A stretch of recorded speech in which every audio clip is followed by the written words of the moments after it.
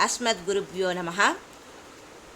వశిష్ఠ ధర్మసూత్రంలో చెప్పబడిన ధర్మసారము: ధర్మం చరత మాధర్మం, సత్యం వదత నానృతం, దీర్ఘం పశ్యత మాహ్రస్వం, పరం పశ్యత మాపరం.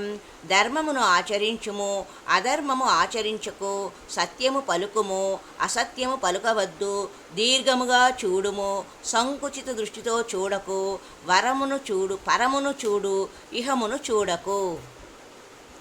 అలాగే ప్రదక్షిణ ద్రవ్యములు గురించి వైఖానస ధర్మసూత్రము ఇలా చెబుతున్నది: దేవగురు విప్రగృత క్షీరాధది మృత్తోయ సమిద్దిర్భాగ్ని వనస్పతిన్ ప్రదక్షిణం గచ్చేత్.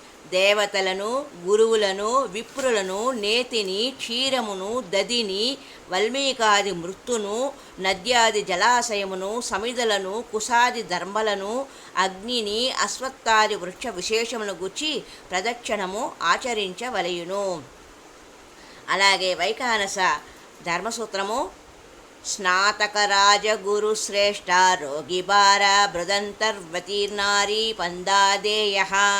స్నాతకుడు, రాజు, గురువు, శ్రేష్ఠుడు, రోగి, భారము మోయువాడు, గర్భిణీ స్త్రీ వీరందరికీ మార్గమును విధిగా ఇవ్వవలయును.